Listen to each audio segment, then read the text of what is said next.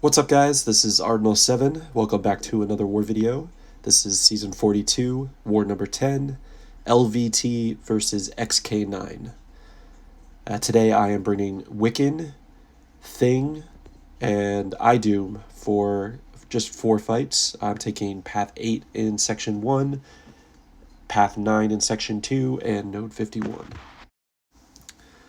First up, I have Wiccan versus Galan on Node 17. I am by no means a Wiccan expert, but he's got a nice long neutralize, and that's all we really need versus Galan. So I'm going to start the fight with a light ending combo to get neutralize up. There I just parry heavy to pause my spells. I throw a medium ending there to get the incinerate up as well. And from here on, I'm just really going to focus on keeping neutralize on him. That way he's going to get a bunch of incinerate debuffs every time he fails to trigger a buff. So I get some good damage out of my SP2 as the incinerates are still ticking him down. Those convert over to plasma, and he throws an SP2, but he's going to die before the end. Into Section 2, I've got Path 9, and first up is Thing versus Magneto on Node 35. So this fight has one eye open, which makes this a pretty good spot for Magneto just because it's hard to find a lot of openings. With Thing here, I can ignore the hazard shift, but I'm going to parry at the start just to build up some rock stacks here for myself. And then it's just going to be a lot of intercepting.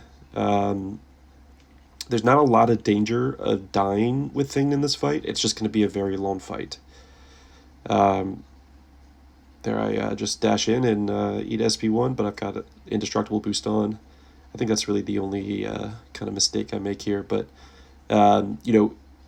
typically Magneto throws a pretty heavy SP2 that does a good amount of damage, but that's always going to trigger Thing's protection. And then, so as long as I'm keeping him away from an SP3, especially now that I lost my indestructible boost, there really is just not a lot of danger in this fight. Like I said, you do have to kind of find your openings because one eye open and the fact that he gets a unstoppable on his heavy. But I like to think that I'm a fairly good interceptor, so that's really no issue. I am going to throw an SP3 here shortly, and I purposely go over rock stacks to build Furies, but then thinking back on this fight, I probably shouldn't have built back over 15 rock stacks. I'm not going to be in any danger, but a lot of the time you want to keep Things rock stacks so that way when you trigger protection you take even less damage. But so I've got 0 rock stacks now, but I come out of this unblockable, which was the reason I really wanted to throw my SP3, is that I get just nice and easy openings into Magneto. And I've got the max amount of Furies I can stack up now as well, so this is the best Thing's damage is going to be without suicides or something on. Throw an SP2 here. I'm happy that didn't stun him, because then I would have just had to sit there and wait it out. But it also gives me another opening by staggering his first unstoppable after. So we get through it. Not too bad. Just a long fight. Next up, I have iDoom versus Bishop on Node 45. iDoom is awesome for this attacker meta, but he's a pretty common ban, and there's a lot of, kind of safer champs like Nimrod or Mega Sentinel for a lot of matchups, but this one is basically the best matchup for iDoom. I think iDoom is easily the best Bishop counter in the game. He just melts right through him. Basically every time that he would get prowess, I'm instead giving him these energy vulnerabilities, so by the time I actually get to my SP2, I'm just going to melt right through him. But you see that I'm shortening my combos because I don't want Bishop to throw a special. I want to just be able to get to my SP2. That way I'm able to power burn him for big damage. And as you saw there, I just kill him as soon as it's thrown.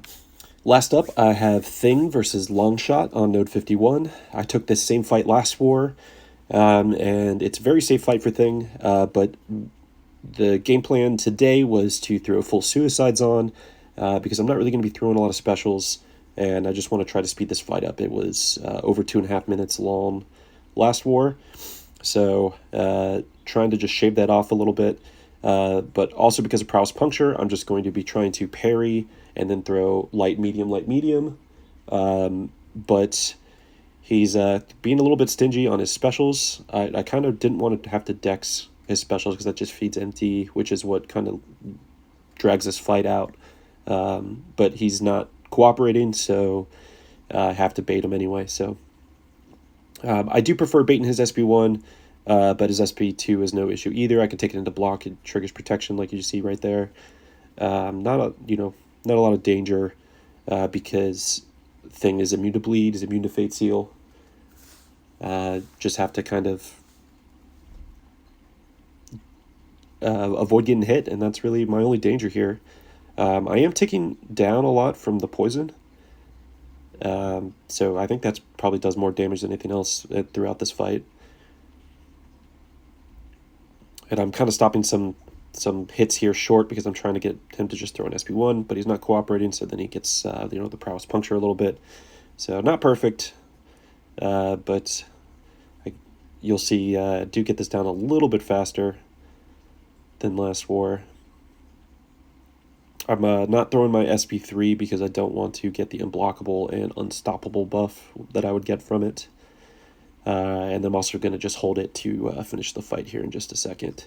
So he's not throwing his special, trying to bait it, not throwing his special.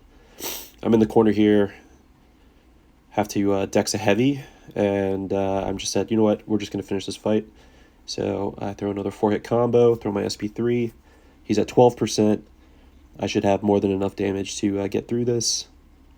And I have an indestructible boost anyway, so even if I needed to eat the SP3, I'm sure I'd be okay. So we make it through. That's a wrap on War 10. Still deathless, 48-0 in the season. We're almost there. 2 more to go. Thanks, guys.